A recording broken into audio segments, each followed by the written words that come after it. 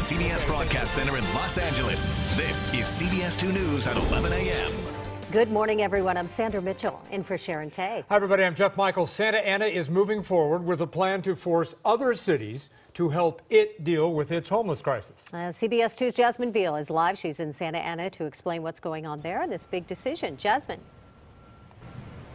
Yeah, Sandra, basically the city here is saying enough is enough. You can see the tent city at the Civic Center Plaza right behind me, and we just learned that a federal judge who met with Santa Ana city leaders just a few minutes ago told them he agrees they should not have to handle the burden of housing and caring for the majority of the homeless, and that there needs to be a countywide solution immediately.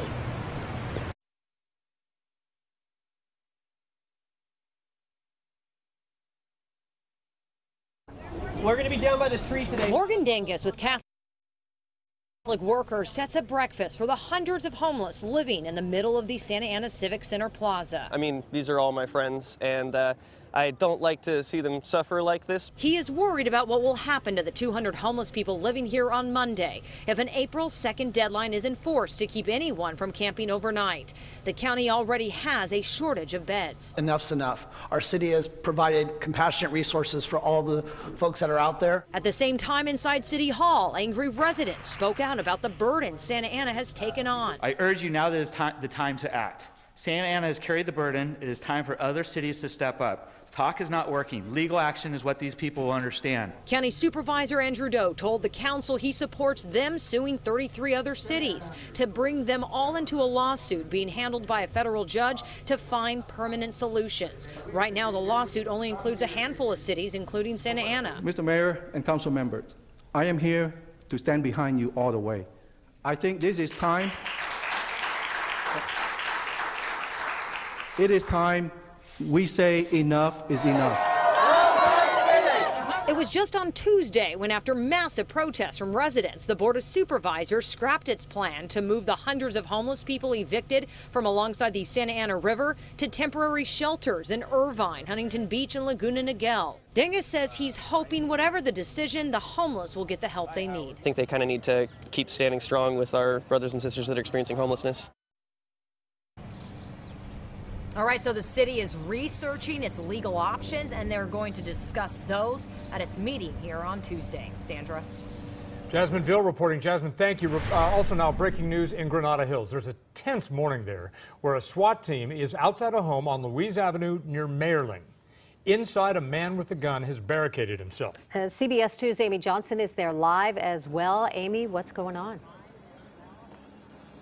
Well, it's still a very active scene. I want you to see right now we have more officers responding to this scene. Again, we are in the 11800 block of Louise Avenue. Now, this home where all of this is taking place is just around the bend there. And this all actually got started around 4 o'clock this morning. Police say that there was a woman who met up with some men in a bar, and she says that they asked her to be part of a burglary or robbery, and she was with them and then managed to break free and alert officers. Now, what I've been told by at least one neighbor is that there is a man in that home that is wearing some type of body armor, and that there are also hostages or other people in that home with him. Now, officers have been trying to communicate with him, but he has not come out. Again, this all began around 4 o'clock this morning, and neighbors, I've been trying to talk to some neighbors. I haven't found anyone that has been evacuated, but there has been word that some of the homes nearby have, in fact, been evacuated. But I did speak with one man who lived just a few houses up the way, and he said that he didn't hear anything. He was actually heading out to breakfast when he first saw the police tape, so he says that there wasn't a lot of noise or anything that signaled that something was going on in the neighborhood, but certainly a large police presence here, certainly not taking any chances. We've got SWAT here that are in the driveway. We were told at one point that the door was open and they were communicating with this man by text, but at this point he is refusing to come out, and of course we will continue to stay on the scene and bring you the latest as it develops here. So that's the latest here. I'll send it back to you in the studio. Yeah, if anything changes out there, Amy, we'll come back to you. Thanks. A developing story right now. Former Governor Arnold Schwarzenegger has undergone heart surgery. He's 70 years old. He underwent surgery yesterday for a valve replacement at Cedars-Sinai. The Action Star spokesman released a statement on Twitter saying that Schwarzenegger had a pulmonic valve replaced. The valve had already been replaced in 1997. His spokesman says it was not supposed to be permanent. The operation apparently was successful. Arnold Schwarzenegger is in stable condition. A 13-year-old boy was brutally beaten and sexually assaulted, and it happened inside a local church. Now police are looking for the man who did it. CBS News' Cara Finstrom reports from Boyle Heights with some very disturbing details. You know, I wanted my husband to come with me, but he works in the nights. Claudia Enriquez was nervous about walking to a medical appointment with her daughters. She lives near White Memorial Church, where police say a 13-year-old was sexually assaulted 2 weeks ago, and this morning security was clearly heightened. It's not good, you know. This is a sketch of the suspected attacker who got away. Police say on March 17th, a big event at the church was ending when a 13-year-old went upstairs to use the bathroom alone. He told detectives a man punched him in the face, started dragging him away, and he lost consciousness. His family found him still unconscious in a secluded stairwell 2 hours later.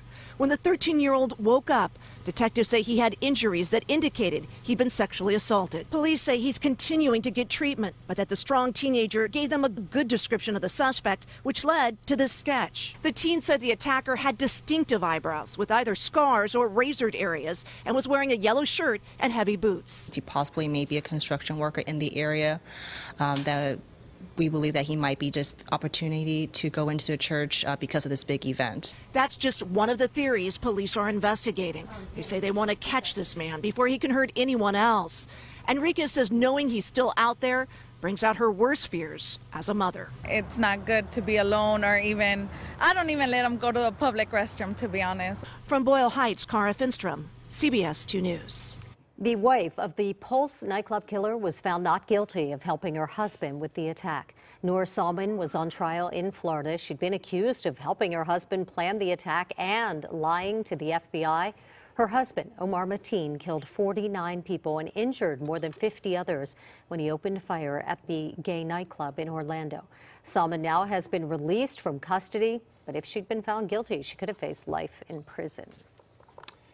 All right, now let's go to Danielle Gersh for a look at your weather. And it's, I guess, what, Danielle, going to be a little cooler this weekend? Yeah, a little cooler this weekend, a little cloudier, too. And we'll continue that cooling trend as we head into Sunday. So not as cool tomorrow, but then even cooler on Sunday, especially if you live along the coast in the basin. We still have some fog out there right now, but for the most part, we're getting that sunshine back. We have temperatures already working their way into the 70s, 71 downtown right now, upper 70s from Ontario to San Bernardino and Riverside already, 66 still at LAX and 60 in Camarillo. So you can see where the visibility is still limited.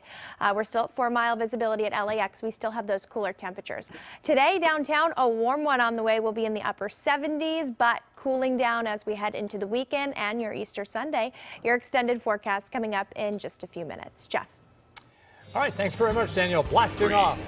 2, 1. Into orbit. See the morning rocket launch over Southern California. Also, $500 million is up for grabs in tonight's Mega Millions drawing. We're going to have a lot more on that. Hey, everybody, Netflix is hiring, and you don't have to get off your couch if you want to go to work. The job is binge-watching movies and TV shows all day. I think I could do that. If you need